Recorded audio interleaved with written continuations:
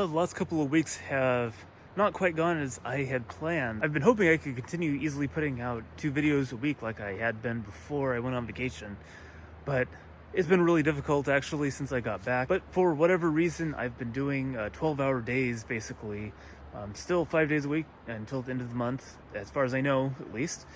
And in some ways that's good. That means that at the end of the month, I'm going to have enough money to really follow through on my plan without any real financial worries.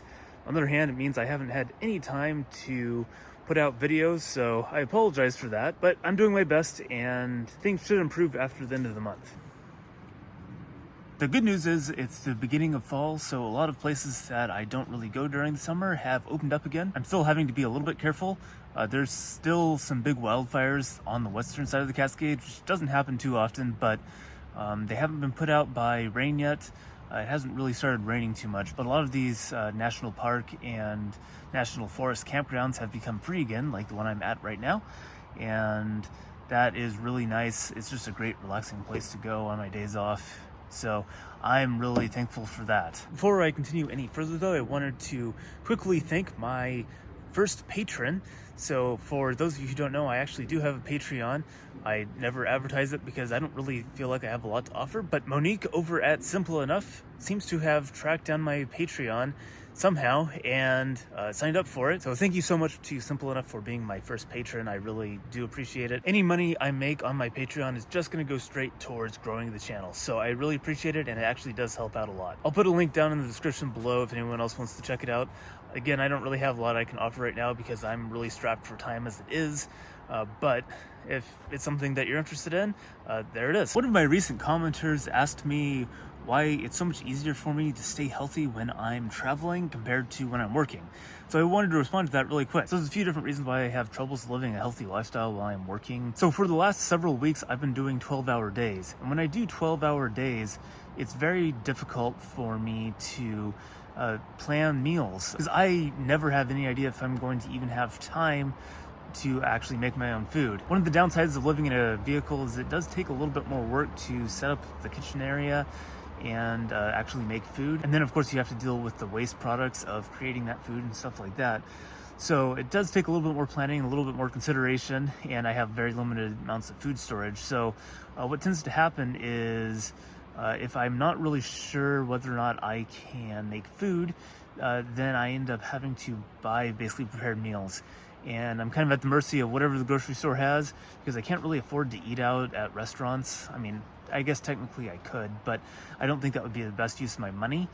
So it ends up being whatever prepared meals I can get at the grocery store, which isn't necessarily all bad. They do have some decent things there and some reasonably healthy meals, but it's just kind of difficult, especially after working something like a 12-hour shift. I have very short amount of time between when I get off work and when the grocery store closes, and my blood sugar is probably pretty low at that point. So I end up buying things that I really shouldn't be buying and eating stuff like that. So that's not really healthy. And also when I'm out on deliveries, again, you know, it's a pretty physical job. I burn a lot of calories. And so one thing that happens a lot is a customer will hand me bags of chips or cookies or chocolates, stuff like that, just junk food. And it's hard to not eat those when you're in that environment. I do bring trail mix with me, and that helps a lot, and it's a lot easier to say no that way, but it's just a lot more difficult for me to do. And so that's kind of the food side of things. When it comes to getting a proper amount of sleep every night, it's a lot more difficult for me when I'm working, because when you're working, 10 to 12 hours, that gives you a very short window of time to do the things that you actually need to do, which it only takes, like an hour or two a day to, just stay clean and have those meals outside of work.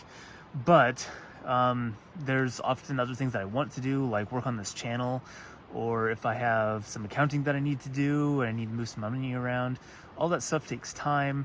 If I need to do some research for whatever I'm planning on doing on the weekend, that again takes time, and it's really easy to just run out of hours and kind of cut into your sleeping time doing that.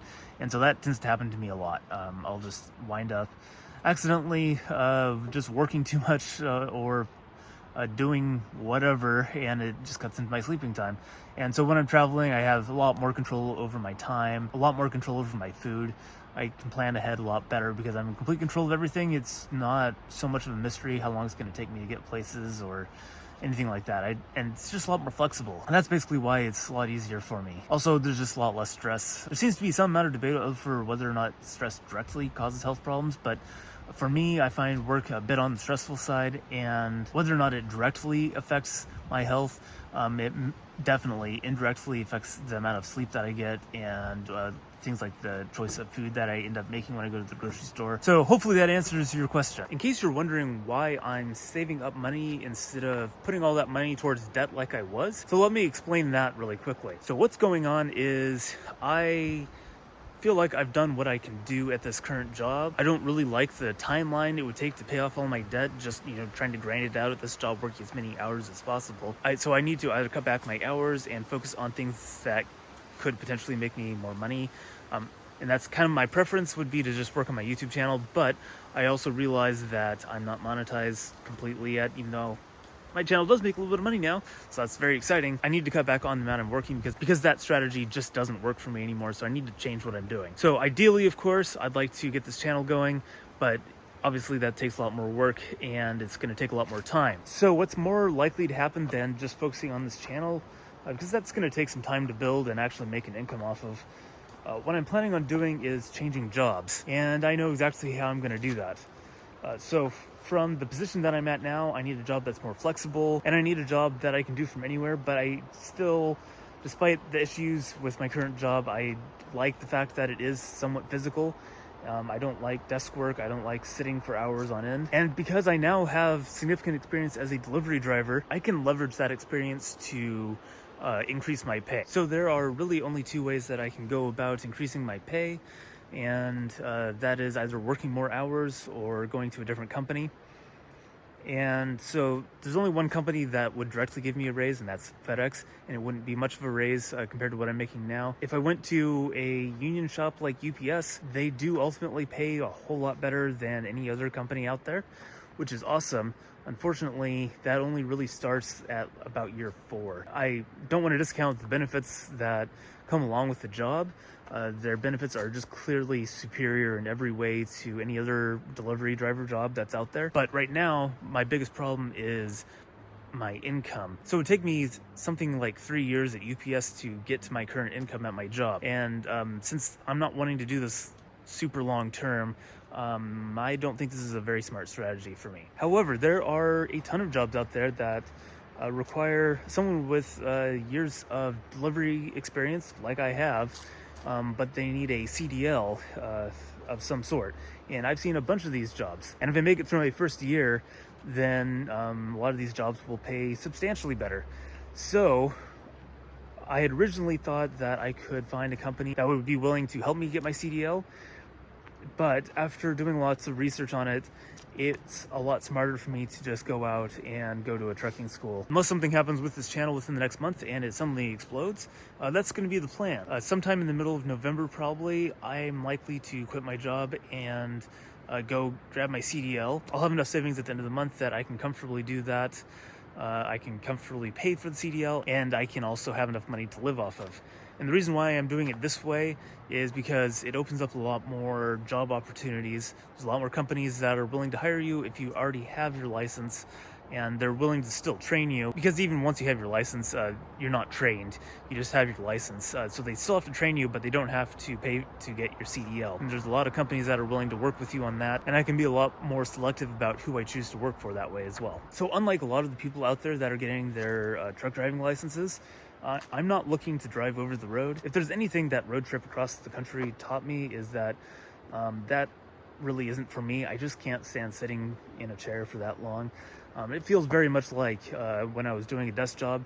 The scenery is way better, but still, just sitting in a seat that long is just not for me. So I'm probably going to go for more LTL, so less than truckload jobs, but I'm most likely going to be doing delivery work in one area or another. And there are jobs all over the country, basically everywhere in the country, that are offering a lot better pay. As long as you have your commercial license, you can live most places in the country and still do this job. So that's going to be the plan for now. If this channel somehow takes off over the next couple of months, then, awesome, I'll just focus on that. But I don't think that's going to happen. I'm just going to keep making videos about my journey here. And So be sure to subscribe if you want to see those, and I'll see you on the next video.